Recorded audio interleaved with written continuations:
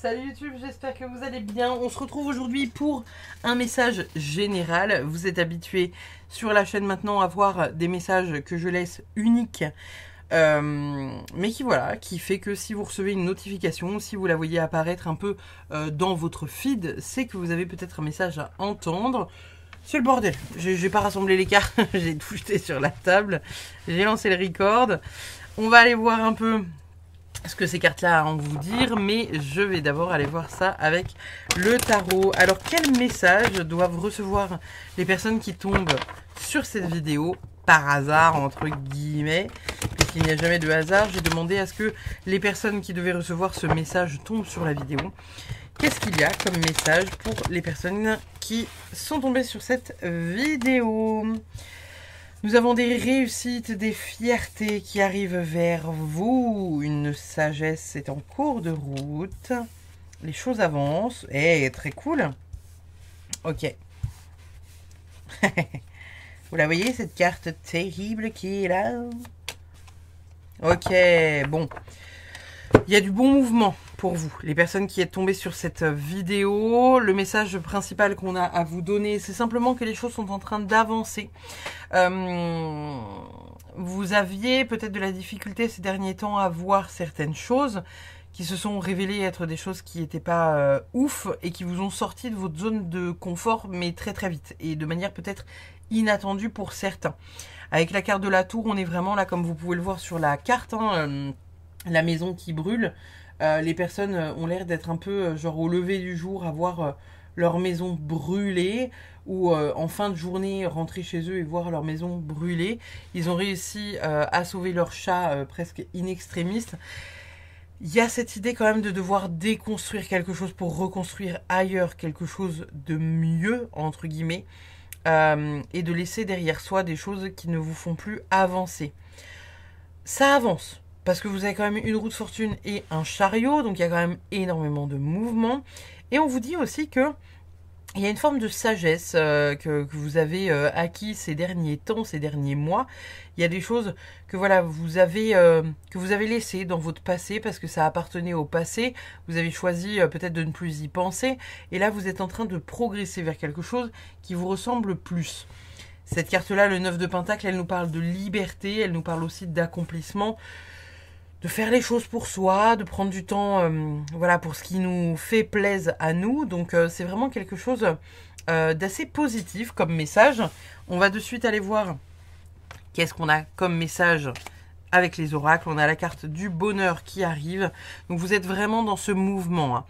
Il y a peut-être des mois qui ont été compliqués ces derniers temps et où là, on a vraiment cette ouverture, ce bonheur qui arrive, qui s'ouvre à vous. Enfin, on déploie ses ailes par rapport à certaines choses qui étaient jusqu'ici trop enfermées. Le Dixit, il nous dit quoi? Voilà, trop bien. Alors, la question est la suivante. Là, ici, on a Hadès qui tient le fil d'argent d'Hercule. Je ne sais pas si vous voyez bien avec les loupiotes. Et en fait, il y a cette idée où soit vous allez vers l'enfer, soit vous en sortez et vous vous retournez pour dire « Coucou, je sais que tu me tiens encore quelque part voilà, par un petit fil, mais je m'en fous. J'ai décidé d'avancer. » Moi, je le vois vraiment comme ça. Là, il y a vraiment cette idée-là, en fait, si vous voulez, de vous détacher de quelque chose qui était jusqu'alors toxique. Alors, évidemment, là, on parle du fil d'argent, donc c'est le fil de la vie. Le fil d'argent, c'est le fil qu'il y a entre l'âme et le corps. Elles sont reliées l'une à l'autre et Hadès a la capacité de couper. Et en fait, souvenez-vous, pour celles et ceux qui ont vu Hercule, son fil d'argent à lui est protégé par la lumière divine puisque c'est un dieu et il est incoupable, contrairement aux humains. Donc là, on est en train de vous dire, finalement, que rien ne peut vous arrêter. Vous êtes, voilà. En plus, c'est drôle parce que je l'ai positionné ici, vous voyez, et ici, on a l'effondrement. Et de l'autre côté, on a la réussite, la victoire. On arrive à se prendre en main. On a la fierté d'avoir accompli quelque chose. On est vraiment sur cette idée d'accomplissement profond. Il y a une victoire, il y a une récompense, il y a une valeur qui est reconnue. Donc, des choses pas mal qui se mettent en place pour les personnes qui voient cette vidéo. On a quoi d'autre? confie-moi le détail qui te fait fuir chez quelqu'un et confie-moi le détail qui te fait craquer chez quelqu'un. Vous aviez peut-être, la carte est tombée comme ça, confie-moi le détail qui te fait fuir chez quelqu'un. Vous aviez peut-être ce besoin de quitter quelqu'un de toxique ou de négatif ou de vous en détacher. Ça peut être aussi techniquement un environnement qui n'était pas très positif, que vous deviez lâcher et laisser derrière vous. Ici, on vous dit que c'est quand même quelque chose qui vous apporte beaucoup. Et on vous dit aussi que vous avancez. Enfin, ça se met en mouvement. Enfin. Puisque ici... le chariot, la roue de la fortune, 2 cartes de mouvement, on est vraiment sur quelque chose où ça bouge, enfin. Et c'est peut-être plus rapide que ce que vous pensiez. On a quoi d'autre? L'opposition. Et nous avons la dépense. Donc on a vraiment cette idée, est-ce que vous la voyez cette carte? Pas trop. On a vraiment cette idée que, à un moment donné, vous avez quand même fait beaucoup de sacrifices par rapport...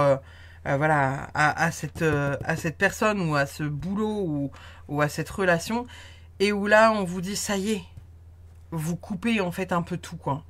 Et peut-être que la dépendance ici, elle nous parle de dépendance affective, où vous aviez la sensation de ne pas pouvoir faire sans l'autre, de ne pas pouvoir faire autrement, et où là on vous dit bah si, en fait, si, t'as la possibilité de le faire. Alors évidemment, hein, ça peut être voilà. Dans tous les contextes, on vous parle d'un effondrement avec quelque chose que vous ne pensiez pas pouvoir gérer au départ, qui finalement se révèle être quelque chose que vous arrivez à gérer. Ça peut être une relation, ça peut être le fait de se retrouver, voilà, vous aviez un boulot, vous n'en avez plus, un de vos enfants a été renvoyé de l'école, vous ne savez pas comment gérer le truc, là on vous dit que ça va aller, vous allez gérer. Bref. Prenez la situation qui vous parle. En tout cas, c'est positif. Ça vous apporte de la sagesse, ça vous confronte à des choses qui sont importantes et vous arrivez enfin à trouver le petit truc qui fait avancer la vapeur. On a quoi d'autre? L'éloignement. Voilà. On parle de séparation depuis tout à l'heure, on parle de prendre une autre direction, on parle de prendre une autre voie. Là, l'éloignement, il peut être vu comme c'est un cheminement, en fait, hein, tout simplement. Vous cheminez pour aller vers quelque chose comme ci ou comme ça, parce que vous ne voyez pas comment faire autrement au départ. Et là, finalement, il y a quelque chose qui s'ouvre à vous, où vous étiez dépendant de cette situation, vous vous êtes interrogé sur comment je vais faire, comment je vais gérer ça. Et là, on vous dit, bah tout baigne, en fait.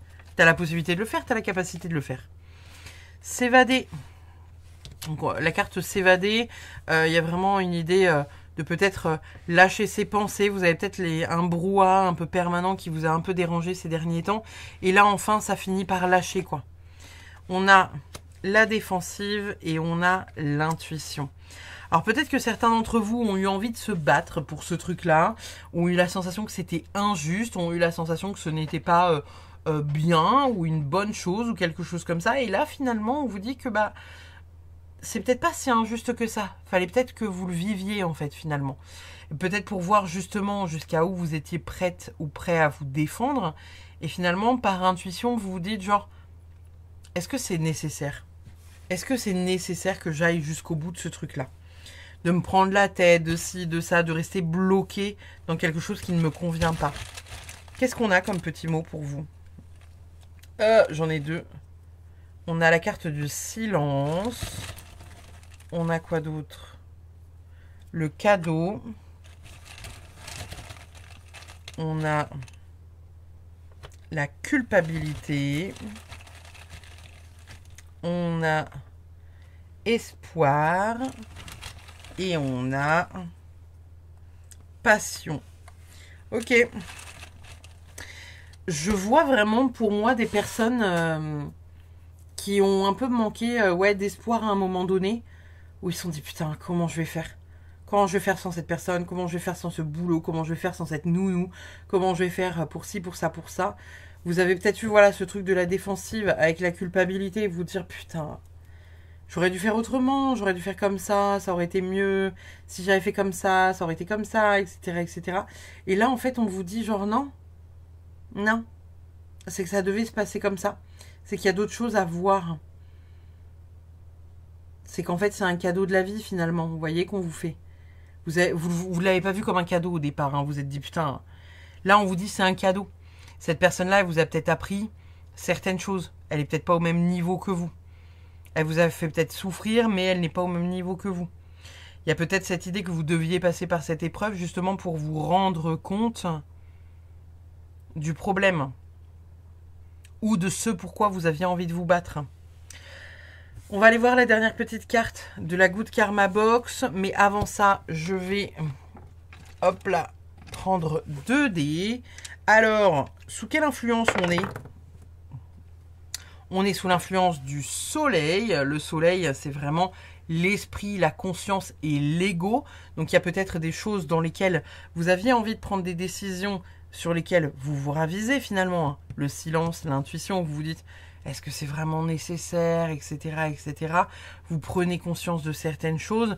Des choses que vous voyez au départ comme un malheur se révèlent finalement être une bénédiction. Et là, vous vous en rendez compte.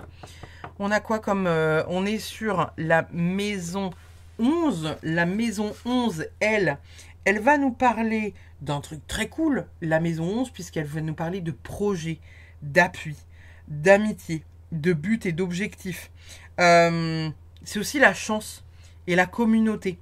Donc indirectement, on est en train de vous parler avec cette maison-là du fait que vous avez certaines aspirations, certains vœux, certains objectifs. Et peut-être que sans forcément les revoir à la baisse, parce qu'on ne parle pas de les revoir à la baisse, on est en train de vous dire que il y a des choses que vous comprenez par rapport à ça, au niveau de votre ego, au niveau voilà, de l'esprit conscient, on va dire. Vous êtes en train de prendre conscience de certaines choses, de certains objectifs que vous aviez peut-être au départ, qui se réalignent. Ce qui est quand même très beau. La Good Karma Box. La plainte et la critique sont 2 ennemis que vous devez garder hors de votre foyer. Ne les laissez pas entrer lorsqu'elles frappent à votre porte. Elles n'ont rien de nouveau à vous dire et vous feront perdre votre temps. Gardez votre taux vibratoire haut et restez dans des énergies positives. On est vraiment sur, encore une fois, ce truc de se sécuriser, ne pas se mettre dans des trucs du passé toxiques. Je ne sais pas si vous voyez en plus la manière dont j'ai positionné un peu les cartes. On a vraiment le négatif ici, avec le positif qui s'ouvre ici. Et ici, on voit que peut-être, vous pourriez un peu retomber dans ces trucs du passé, là où vous dites... J'ai pas fait ça, j'ai pas pris ça, j'ai pas pris le temps de faire ça, nan. Et où là, on vous dit genre, ouais, et alors? Ouais, et? Tu vois ce que je veux dire? Donc, ne vous prenez pas la tête. Ne vous prenez pas la tête. Est-ce qu'il y a des signes qui pourraient être plus influencés que d'autres? Nous avons le Cancer. Nous avons le Poisson. Nous avons le Verseau. Nous avons le Verseau encore. Nous avons le Taureau. Nous avons le Scorpion.